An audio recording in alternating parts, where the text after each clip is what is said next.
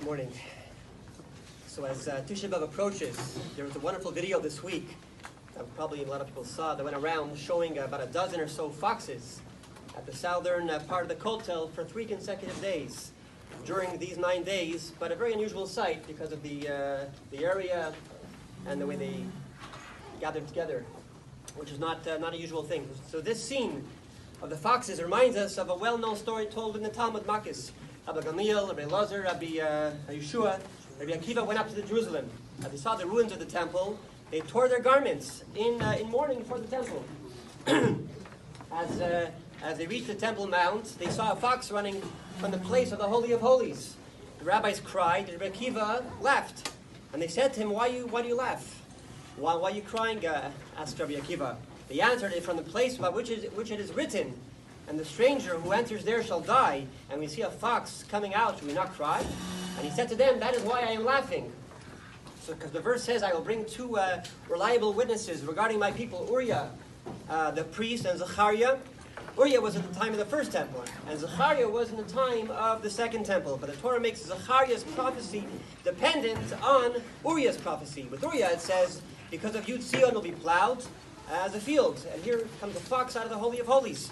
With Zechariah it says different. It says old men and no women shall yet sit in the streets of Jerusalem. It'll be full of children playing happily. As long as Uriah's prophecy had not been fulfilled, I was afraid. I was worried that Zechariah's prophecy may not be fulfilled either. But now that Uriah's prophecy has been fulfilled, and it's been fulfilled in its utter entirety, with all the terrible things, so we see a fox going out of the Holy of Holies. So it is certain that Zechariah's prophecy will definitely that we get back our temple. That'll be fulfilled for sure, because it's a happy prophecy. Hearing that, Rabbi Akiva's colleague said to him, Rabbi Akiva, you have comforted us. Akiva, you have comforted us.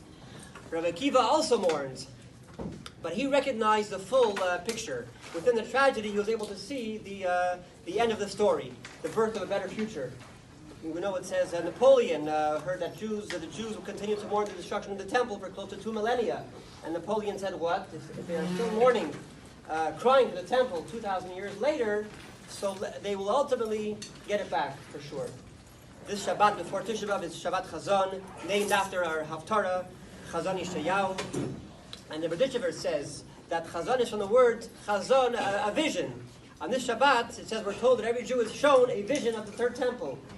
So sweet dreams, and maybe you'll remember it. But it may be God's will that just as we saw this week, what Rabbi Akiva and his friends saw 2,000 years ago, the foxes, may we be privileged to see what Rabbi Akiva promised his friends through our mitzvahs, through our adding in Ahavat Yisrael, the third temple, in our days. Amen. Shabbos.